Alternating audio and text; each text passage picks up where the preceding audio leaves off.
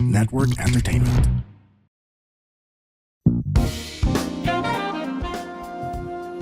Ladies and gentlemen, our special musical guests. I fucking hate you. I'm so sorry. I have to say it. Fucking hate you for making me watch this show. We hate have you. Boyz II Men and Mariah Carey. Alam na. And I know you're shining down on me from heaven. Like so many friends we've lost along the way. I'm so sorry to use profanity, pero tangina, bakit naman ganito? Bakit naman ganito? Okay. Welcome to Only Fun. His name is Chico Garcia. And his name is Gino Quillamor. You can tell somebody watched this 2 weeks ago and somebody just watched it a few minutes ago. Ang bastos niya. Okay. Okay, so today we're talking about the show. I'm not even gonna beat around the bush. Today we're talking about the show Heavenly Ever After? Heavenly After. Yes. Heavenly Ever After. Uh-oh. Heavenly Ever After. So it's a Korean drama that is currently on Netflix, which is about the afterlife. It's super interesting for me kasi the very concept niya is that merong mag-asawa. Matanda na, like senior na talaga. Tapos namatay yung guy. Husband muna. Yung husband. Who just so happened to be paralyzed. So he was Yes. bedridden for the better part of his life. As yes, in, parang most of his adult in life. his, I would assume maybe late 20s, early 30s na paralyzed na siya. And so the wife has basically been taking care of him his entire, bedridden life. Tapos, because he's so thankful to his wife. Hindi man to spoiler. I mean, this is the very premise of the show. Before he died, sabi lang niya dun sa wife niya, parang this is the prettiest you've ever been. Kasi nga syempre, imagine mo yung parang the gratitude in your heart na, Diyos ko tong babaeng to, binigay niya she's perfectly fine. Binigay niya yung healthy years niya to me. So, syempre siya parang like when she looks at her, parang you're an angel. Tsaka may point naman yung sinabi niya because the exact semi-exact wording he said was I think it's because of how long I've loved you. Yes. That you are you were never this pretty to me. Parang like, as you are now. Prettiest. You are at your prettiest ganon, now ganon. in your late 70s, 80s. Ganyan. So, okay. So, tigok. So, kilig si ate girl. Di ba? Tigok na rin siya. So, pagdating niya ng heaven, punta rin naman siyang heaven. So, pagdating niya doon, tinanong siya, touch move, papapiliin ka, anong age mo? And I remember we talked about this on the show. Nung nasa morning rush ka pa. We talked about this, na parang, kung kunyari biglang makakapili tayo. Di ba? Do you remember this? Yes, we exactly. literally talked about this. We actually talked about this before. If you could choose an age to be, kasi na-discuss natin yan, parang when we die, do we live our heavenly lives at the age that we die? Or pwede tayong pumili? So, pinapilit si ate girl. So, syempre si ate girl, parang I want to be young again. Kaya lang, sabi ni hubby, I am at my prettiest. Sabi ni hubby, who is the very reason why I want to go to heaven. So I can spend, a good life with him now that he's not bedridden anymore. Exactly. Sabi niya, I'm the prettiest at 80. Diba? So ang gaga, sabi niya, okay, as I am. Kasi sabi niya, this is at my prettiest. Siyempre, pagdating niya sa bahay nila, pagkita niya kay husband. Ang husband niya pala nung bata, si Son Suku, pinakagwapong K-drama actor working now. So, syempre, itong gago na to, siya naman, pagkita niya parang, ba't kulong-kulot ka? Anyari? Literal, kung Tagalog tong show na to. Alam mo yung pag-pause niya ng pinto, parang, anyari? Parang, matatanda mo. Nagkamali ka ba? So, alam mo yung premise pa lang, ang ganda-ganda na. Pero ito yung nakagago sa kanya. Kasi, from that premise alone, you would think that it's a comedy more than anything. Yeah. But and to a degree, it is. To a degree, it is a comedy. Pero ito yung nakaka-bad trip sa kanya because it plays with your fucking emotions.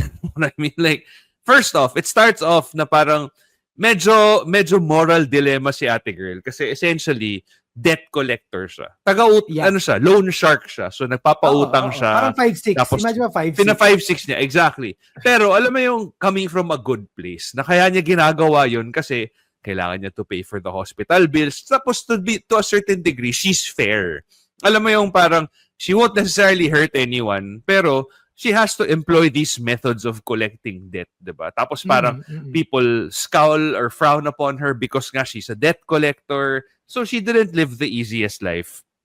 And ang dami niyang layers. So kunwari, from what we just talked about, parang ang funny niya na show kasi nga parang tingnan mo nag-heaven forever na tas hindi mapapalitan yung age niya, thunder siya, tapos yung husband tapos niya yung bata. isa, yung bata. Kasi yung, medyo mother 30s. and child yung itsura nila. Alam mo yung gano'n. Hindi lang medyo. Pwede pa Gano'n lola talaga. Oo, actually. Ako diba? So medyo, okay.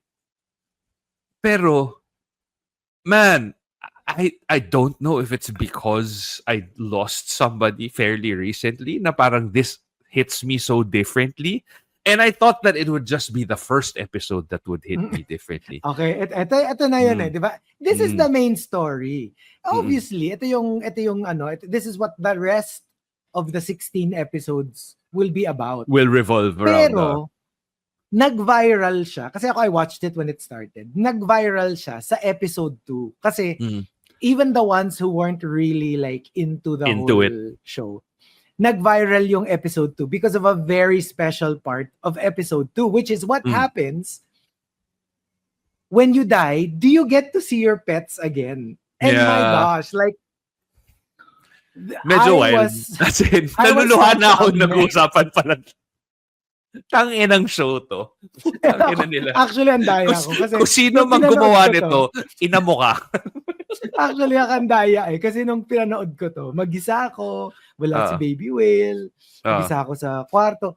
Oh my gosh, like, kinailangan ko uminom ng like Decolgen kasi barado yung ilong ko kasi iyak ako na iyak. Nakikita mo ba yan? kaya glassy yung mata ko Tsaka kaya ako nagmumure to make up for, to kind of counter the emotion of sorrow. Ang nakakainis, ito yung, we've actually had a couple of, one or two, if I'm not mistaken. Yeah. K-drama lahat na kind of had something like this. Remember yung Tomorrow, I think. You know what this also reminds me of na hindi K-drama? Remember that Defending Your Life? Yes. The movie Meryl from like Meryl Streep and Albert Brooks na parang that of course was a comedy. But like I love that. I love that so much. Same. So I distinctly remember. And it kind of has that same vibe na alam mo yung parang, what would the afterlife look like if it were a little bit more modernized? Alam mo yung parang like ito kunwari parang meron silang immigration type thing going on. Meron. May internet. Hindi, tapos yun nga Yung it reminds me of Tomorrow. Remember yung ang God si Mel Chanko? O yung kamukha ni Mel Chanko na Korean actress. Si Mel Chanko. Remember that? Yung parang God nila. Naalala mo yun? Tapos kamukha ni Mel Chanko yung bida. Tapos parang mga Grim Reaper sila. Si Ron Wu, Ron Wu? I don't know.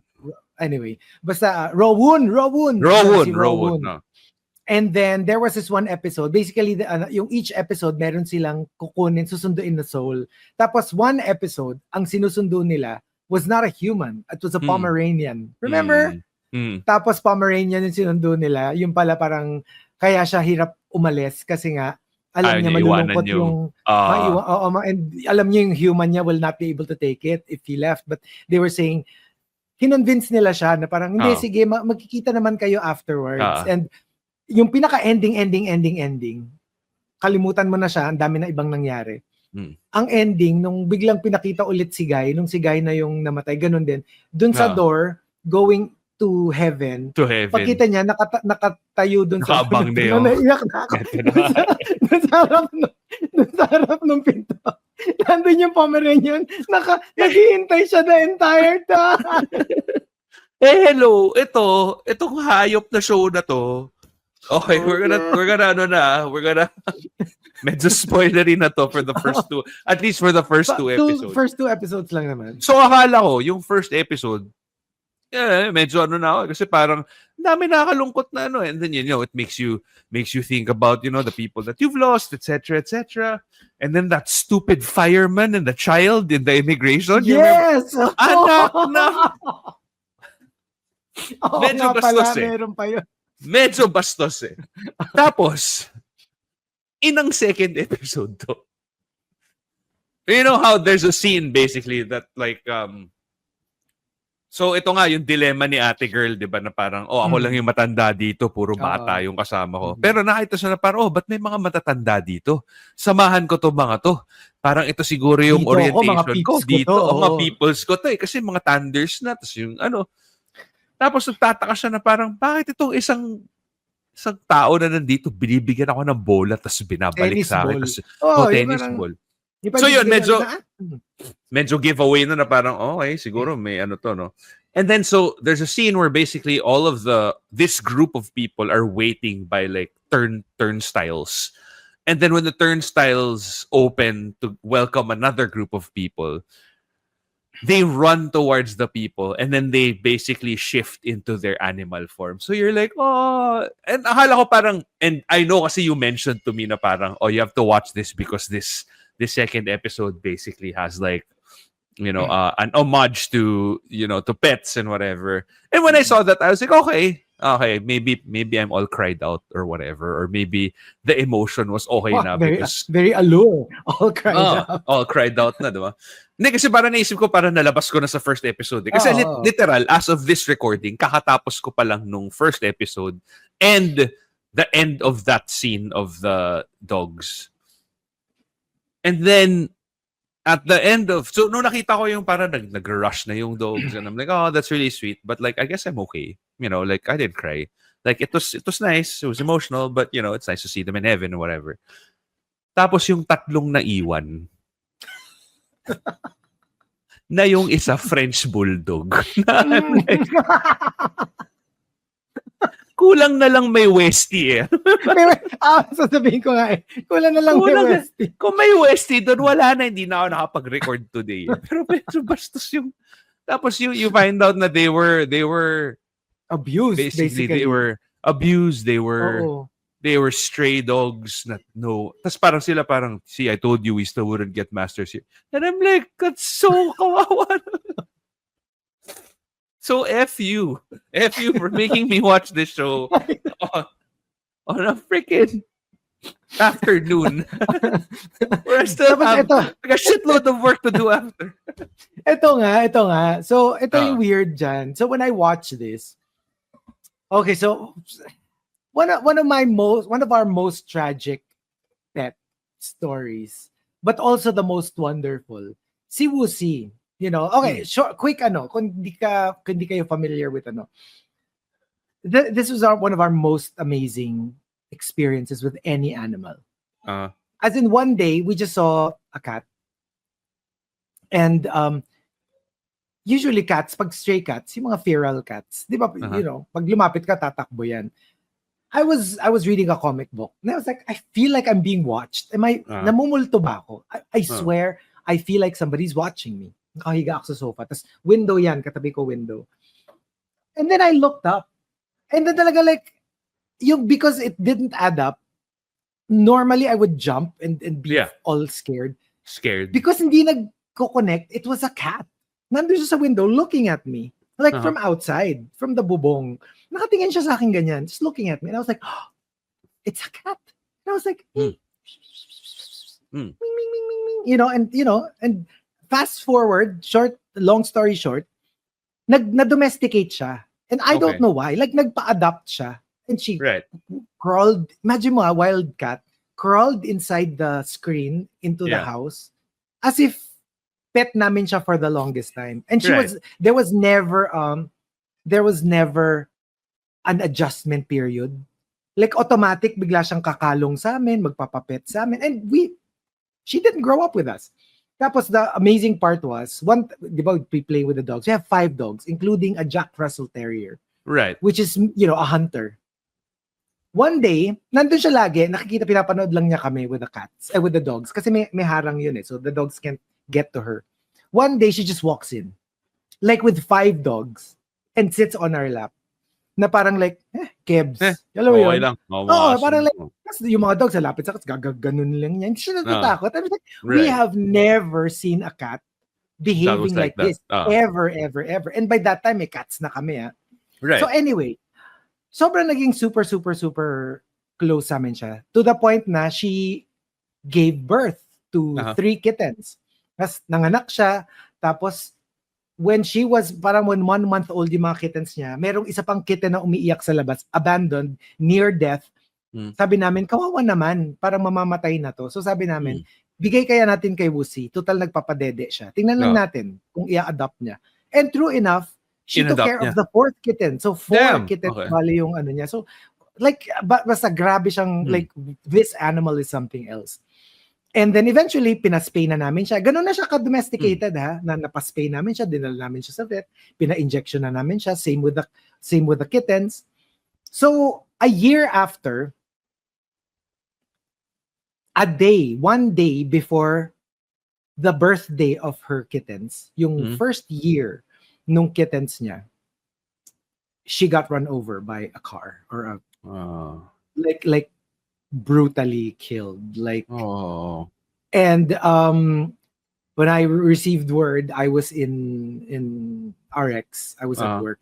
Oh my gosh, para siyang K-drama, like literally nag-walling talaga ako kasi like sobrang not expected. And lahat ng lahat ng cats and dogs namin, long and fruitful lives. Live yung alam mo really yung, long, good lives. Na even if malungkot ka na wala na sila, parang kahit papano naman, at least kasi you got to enjoy your time with them. Ito talaga yung sobrang tragic kasi parang like, parang it was so cut short. So it was so heartbreaking. And until now, considering pa na parang sobrang niyang different. Sobrang siyang different. Tapos, yun, now, okay, fast forward, during that time na nandito na kasama namin siya, may isa pang cat na sumusulpot. We just called him Popoy kasi never siya nagpa-adopt.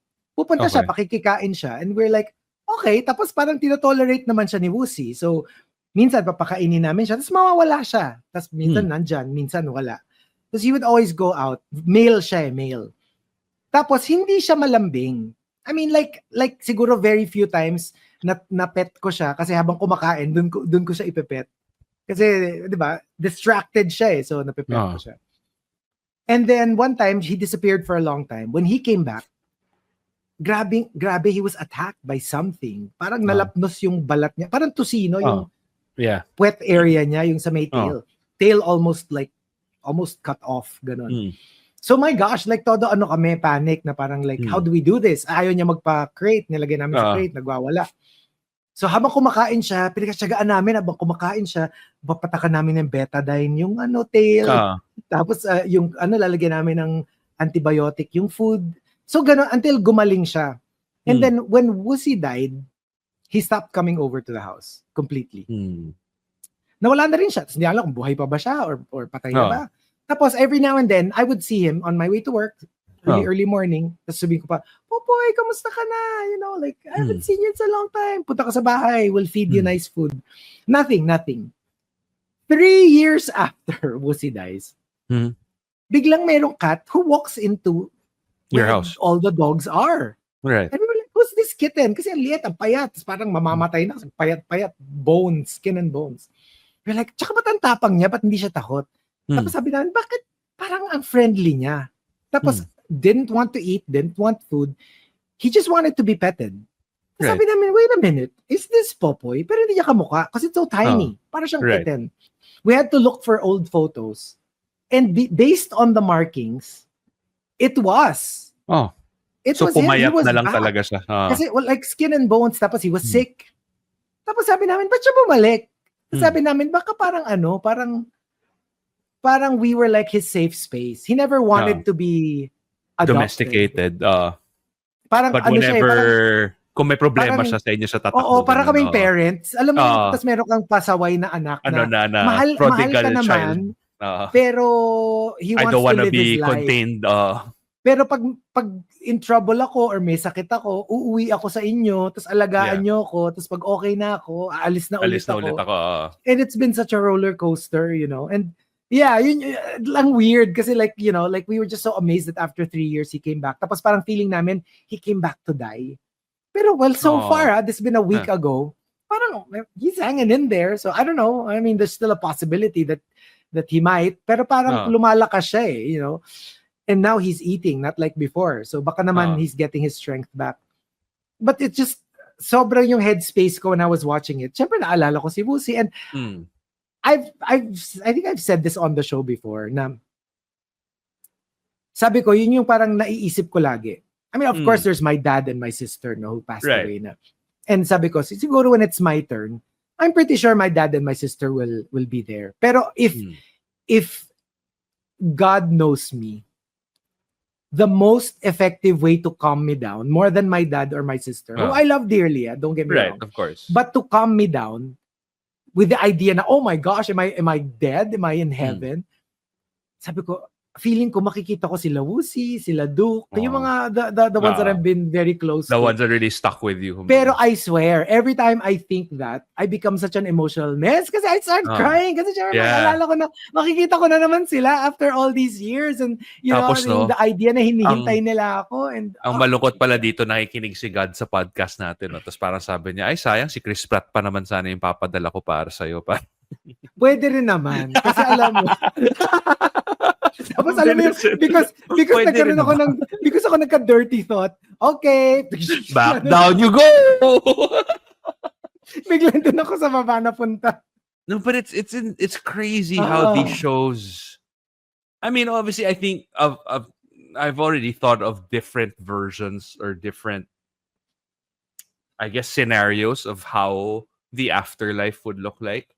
But diba, parang, especially for pet lovers, there's really something, like if I saw Arthas like greeting me, like I would break down. Of course, my mom is there, but alam mo yung parang like I would break down if I saw. Sabi ng mom mo, lang yung bata to. Inuna mo pa si Arthas. Inuna pa talaga si Arthas. Tsaka mas malakas yung iyak mo kay Arthas kesa sa atin. But hindi, I did kasi, not this expect the show to hit that deep. This is something that I really, really don't think non-pet lovers would understand. And I get it. And I don't judge them for it. Yeah. Pero iba talaga yung hit ng mga ganitong shows.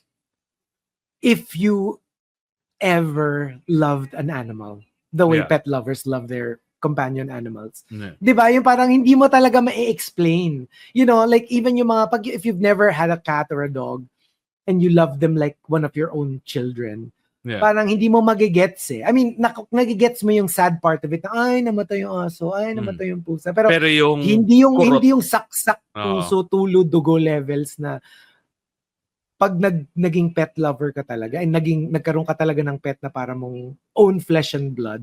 Yeah. It will really hit different. Yeah. Yeah. And medyo wild eh. Kasi parang yan nga eh. Diba? There's a side of the show that's funny. There's a side of the show that obviously makes you sad or, you know, feel sorrow or grief or whatever. But one other aspect that I did not expect was that I started questioning existence. Yeah. No, kasi, think about it this way. It's all well and good if you have really a strong belief system. Na parang, like you strongly believe that there is an afterlife. That's great. That's great. But if you're a little bit on the fence about it, which I kind of am, you know what I mean? Like, there's also the whole, like, what happens after? Alam mo yung parang, when you're gone, is that it? Like, or is there, like, some place that you go to where your mind gets wiped, your memories get erased, and then you're just sent back into the machine that is life? Or is that, like, really it? And I know that you're not supposed to worry about it because if life is it, and then you won't really feel anything afterwards. But what would have all this been for? You know what I mean? Like, alam mo, ang dami mong... Hindi kasi ako, it's weird because obviously somebody like me, if you even know me, you know that I would have thought about this a million times. Even when I was a kid, I was already thinking about this. In my head, I take comfort in the traditional sense of what heaven is Yeah. like. Very much like this K-drama. Oh. Na nandun pa rin ako dun sa na makikita Pero ko pa medyo- rin yung mga pets ko, makikita ko pa rin yung dad ko, yung sister Oh. ko. Pero I am so sure that that's not what's going to happen. What do you mean? Wait. No, I'm 100%. That's not how it works. Like alam mo yon, like whatever we think it is, Mhm. it's probably not. So obviously I'm not sure, pero I'm like 90% sure. That Most of the our idea of theories heaven that we have is wrong. and all sorts, kahit hindi heaven, kahit afterlife, Yeah. is wrong.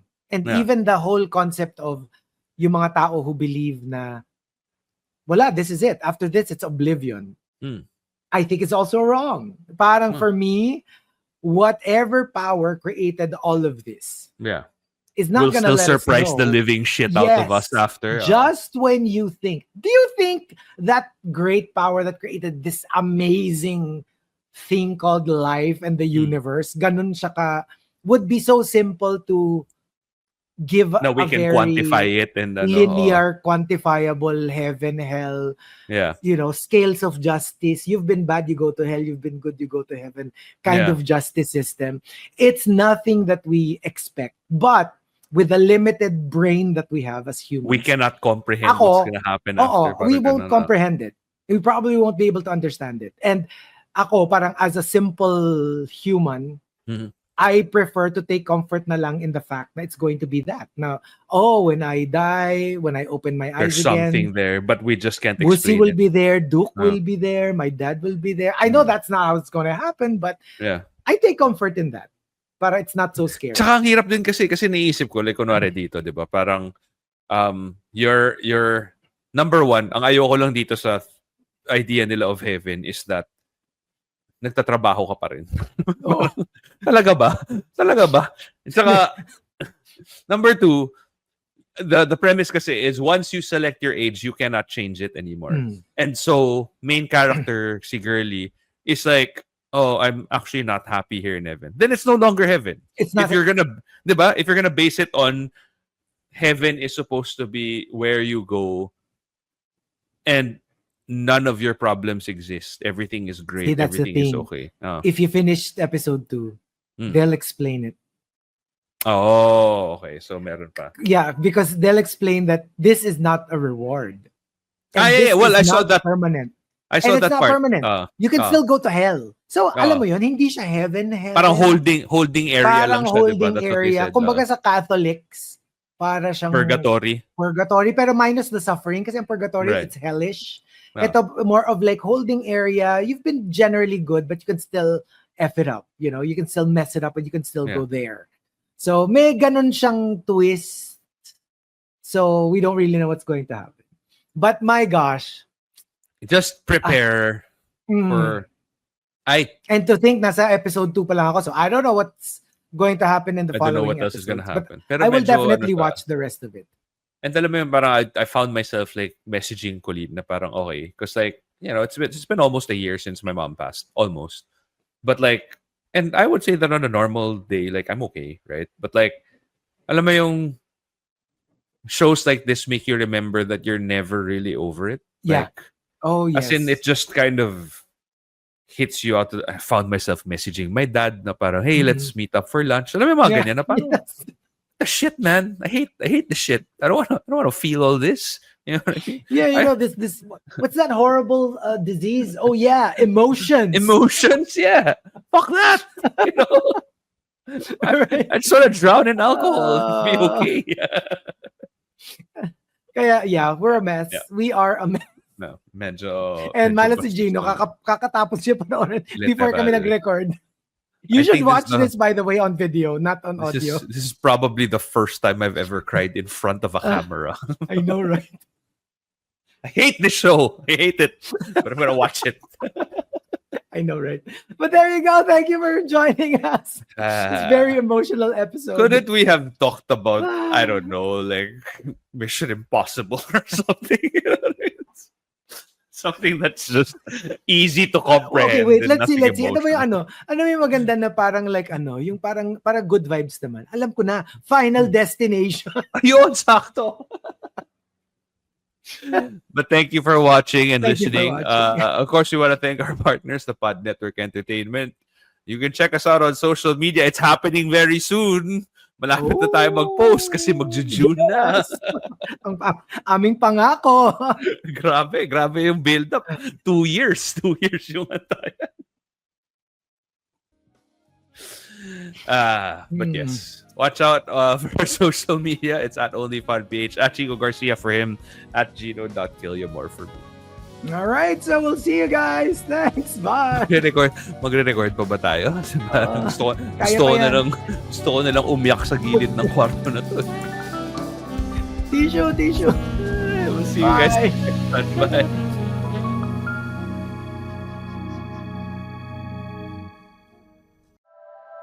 The opinions of podcast creators, hosts, and guests are not necessarily reflective of the official stance of the Pod Network Entertainment, its hosts, or other network programs. The content created by the people behind the podcast is personal and not meant to harm any religion, ethnicity, group, organization, company, or individual.